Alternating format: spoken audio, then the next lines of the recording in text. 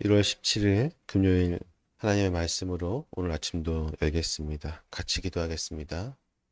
하나님, 주의 말씀이 얼마나 우리의 삶 가운데 놀라운 일들을 이룩하는지 우리가 매일의 경건의 삶을 통해서 경험하게 하시고 주님의 말씀이 이끄는 삶 속에서 주의 영광 가운데 한 걸음 한 걸음 나아갈 때 주와 함께 동행하는 기쁨들을 우리가 오늘도 누릴 수 있도록 인도하여 주시옵소서. 예수님의 이름으로 기도드립니다. 아멘. 사무엘상 4장 12절부터 18절까지 말씀을 같이 보겠습니다. 제가 봉독해 드립니다. 당일에 어떤 베냐민 사람이 진영에서 달려나와 자기 옷을 찢고 자기의 머리에 티끌을 덮어쓰고 실로에 이르니라. 그가 이럴 때에 엘리가 길 옆 자기의 의자에 앉아 기다리며 그의 마음이 하나님의 괴로 말미암아 떨릴 즈음이라. 그 사람이 성읍에 들어오며 알림에 온 성읍이 부르짖는지라. 엘리가 그 부르짖는 소리를 듣고 이르되 이 떠드는 소리는 어찌 됨이냐.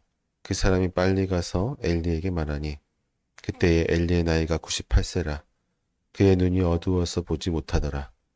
그 사람이 엘리에게 말하되 나는 진중에서 나온 자라. 내가 오늘 진중에서 도망하여 왔나이다.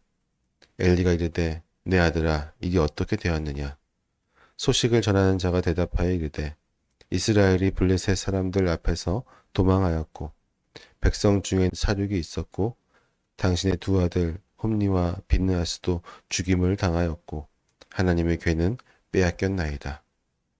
하나님의 괴를 말할 때에 엘리가 자기 의자에서 뒤로 넘어져 문 곁에서 목이 부러져 죽었으니 나이가 많고 비대한 까닭이라. 그가 이스라엘 사사가 된 지 40년이었더라. 아멘.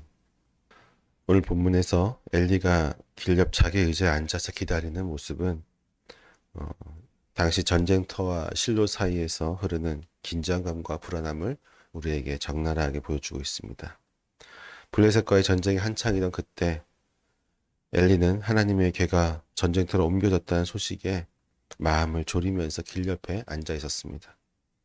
그의 시선은 전쟁터에서 올 소식을 기다리며 초조하게 흔들리고 있었고 그의 마음은 하나님께 대한 두려움과 언약궤에 대한 걱정으로 가득 차 있었습니다. 실로의 사람들 또한 떨리는 마음으로 전쟁의 결과를 기다리고 있었을 것입니다. 어떤 이는 남편과 아들의 무사 귀환을 간절히 기도하였고 또 어떤 이는 하나님의 괴로 인한 승리를 확신하기도 했을 것입니다. 그러나 그들의 마음 깊은 곳에는 알 수 없는 불안이 자리 잡고 있었을 것입니다. 과연 하나님이 우리와 함께 하실까? 과연 전쟁에서 우리는 승리할 수 있을까? 이 긴박한 순간 속에서 한 베냐민 사람에 의해서 전쟁의 소식이 실로성에 전해지게 됩니다. 이 베냐민 사람은 전쟁의 소식을 전하기 위해 실로로 달려왔습니다. 하지만 그의 찢어진 옷과 머리에 가득한 티끌은 그가 전쟁의 패배에 대해서 사람들에게 말하기도 전에 그를 보도 모르는 사람들로부터 슬픔과 절망을 가지도록 만들었습니다. 그는 엘리에게 충격적인 소식을 전합니다. 이스라엘은 블레셋과의 전투에서 참패하였고 하나님의 괴마저 빼앗겼으며 엘리의 두 아들 홈리와 비느하스가 전사했다는 끔찍한 소식을 전하였습니다. 이 소식을 들은 엘리와 실로성 사람들의 마음은 찢어지게 아팠겠죠. 하나님의 괴가 빼앗겼다는 사실은 전쟁의 패배를 넘어서 하나님의 임재와 영광이 이제는 이스라엘을 떠났다라고 하는 절박한 현실을 그들에게 안겨주었습니다. 더군다나 홈리와 비느하스의 죽음은 엘리 가문의 심판이 이제 시작되었다라는 것을 알려주었습니다. 본문은 이러한 참담한 소식을 전해들은 엘리의 상태에 대해서 묘사를 합니다. 15절에 보면 그때의 엘리의 나이가 98세라. 그의 눈이 어두워서 보지 못하더라. 98세의 고령으로 거의 앞을 보지 못하고 육체적으로도 이미 쇠약한 상태였던 것이었습니다. 그의 모습은 단지 나이가 많다는 것을 나타내는 것이 아니라 그의 모습을 통해서 본문에서는 이스라엘 전체의 영적 상태를 상징적으로 우리에게 보여주고 있습니다. 엘리의 눈만 어두운 것이 아니라 이미 이스라엘 모든 백성들의 영적인 눈도 어두워져 있었던 것이죠. 엘리는 98세의 나이에 육체적으로 세잔했을 뿐만 아니라 이미 그의 삶에서 아들들을 바로잡고 회개로 이끌기 위한 능력과 의지조차 크게 약화되어 있었습니다. 그는 하나님의 경고를 분명히 들었고 그것을 부인하거나 회피하지 않았으며 사무엘을 통해 전해진 하나님의 말씀에서는 그는 하나님께서 선하시고 그분의 뜻대로 되실 것이라는 고백도 하였지만 그의 연약한 상태는 그의 아들들을 회복시키기에는 너무나도 약했습니다.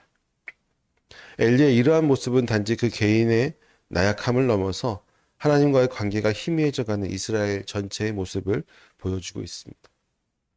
엘리의 세전해진 육체와 의지는 하나님 앞에서 영적으로 쇠퇴한 이스라엘의 백성의 상태와 맞닿아 있는 것이죠. 하나님의 경고를 듣고도 또 그 경고에 적절히 대응하지 못한 엘리의 모습은 회개와 순종보다는 외형적인 신앙에 치중했던 이스라엘 백성의 영적인 상태를 우리에게 상징적으로 보여주는 것입니다.